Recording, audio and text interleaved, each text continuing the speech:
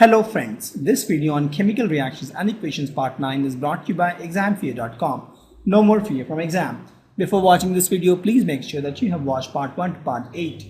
Now we'll see the analogy of displacement reaction, the scenario which we have in real life which is almost similar to displacement chemical reaction in real life. So there we have one compound AB. Another compound C comes and it displaces this B and the B comes out. That's how it is. There's a compound AB, they're happy together.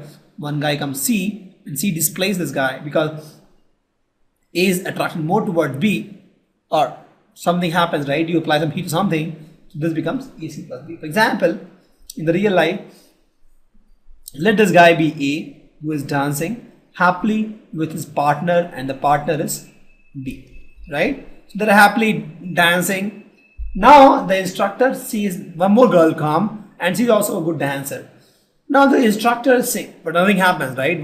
So they are happily dancing, one more person C has come, the person C has come, but nothing happens. Or maybe the moment the person has comes, this thing got displayed. Or the external factor is required. The external factor is supposed to be instructor. Instructor says that, dude, this lady is wearing a red dress and you are wearing a blue. It won't look good in the stage. So why don't you swap? Why don't you swap? So then what happens? This lady swaps with this girl and this girl comes out here. So if you see now, earlier A and B were dancing together. There's one new girl who came in C. The instructor told that the dress looks better, the blue and blue. So why don't you dance together? So now if you see, this guy is A and C. Now A and C are dancing and the B lady who was here, now B lady is out. Right? It may be that A likes to dance with C. It may happen that you don't even need instructor here. The moment C comes, B tells no, I don't want, A tells to B, I don't want to dance with you because you're wearing a red dress, I want to dance with C. Maybe this guy himself tells because maybe that this guy is inclined toward this lady, or maybe this guy is not inclined that much, but the instructor forced him to do it. So maybe this reaction happens on its own, or maybe happen on some external force, for example, heat or temperature, or temperature or pressure or something, or some catalyst also, right? So some catalyst also may be required for this. So, but end of the day, you forget this part, you exclude this part to make it life simple. But end of the day, what's happening is A and B were dancing, C came, and now A and C are dancing and the B is gone, right? So this person C took the place of B and the B is out now. Correct? This may happen in the real life scenario when you're practicing dance in the schools and the teacher tells that no, this pair doesn't look good, let's change the pair, right? So that's one example of a displacement chemical reaction in our daily life. So let's see the chemistry definition of this displacement chemical reaction. You have this product AB. When C comes, C displaces this guy B, so it becomes AC and the B is out. So it says that one element or ions moves out of one compound and into another. One example is active acid plus active metals. You get this kind of reaction. This is one example of that. So we'll take more examples. So you have hydrochloric acid and magnesium. If you add, so you have hydrochloric acid and magnesium, what you get is MgCl2 and H2. So what you have seen this Mg, it came here and it paired with Cl and hydrogen is kicked out. Correct? Sulfuric acid plus iron is equal to iron sulfur plus hydrogen. So here if you see, iron came here, it kicked out hydrogen, and hydrogen is an independent identity now. Correct? Fe kicked out hydrogen and it become FeSO4. Here you see nitric acid plus magnesium, nitrogen, hydrogen. So we have nitric acid HNO3 plus magnesium, it gives magnesium, nitrogen, hydrogen. So if you see the magnesium came here, kicked out hydrogen, and the hydrogen is out,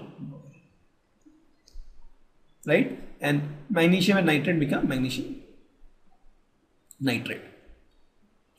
Zinc you add with hydrochloric acid, this becomes zinc, chloride and hydrogen.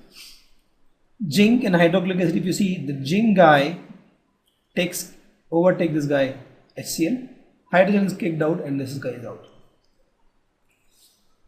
So in this, if you see, this happened because zinc wants to gel up with chlorine more, right, than hydrogen. So zinc has a more affinity to gel up with chlorine than hydrogen, and then it pairs, creates a bond with chlorine, and the hydrogen is taken out. So we'll understand all these things I think in the class 11 when we discuss the atoms, the shape of atoms, and how they have neutrons, protons, and electrons, and what makes it stable, and why this reaction happens, right? So all these things we'll study in class 11, the reason behind this reaction, why it's happening. You must be wondering, right? But when you add zinc and hydrochloric acid, why it becomes transient?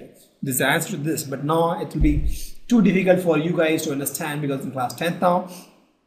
Once you move to class 11, we'll understand why this thing happens, because zinc has more affinity to attach with chlorine than hydrogen. So that's the reason why it happens, right? So we'll learn all the things in class 11, but just for now you can understand that this is a kind of displacement chemical reaction where one element displaces another. So here also lead plus sulfuric acid becomes lead plus sulfate plus hydrogen. This guy lead kicked out hydrogen, and hydrogen is out now, and this becomes lead sulfate. So this is one example of displacement chemical reaction, right? So for this we'll do an activity. So we'll take 2 iron nail and 2 test tubes marked A and B, and in each test tube take 10 ml of copper sulfate solution. So we have 2 iron, 2 test tubes, right, and this is going to be A and B, and both has copper sulfate solution. Immerse 1 nail in copper sulfate solution for in test tube B for 20 minutes. So in test tube B will immerse this nail. In test tube A won't immerse, and will this keep for this 20 minutes. And after 20 minutes, it would take out this nail from this test tube B, right? Please note, test tube A we are not even touching, that's just for show.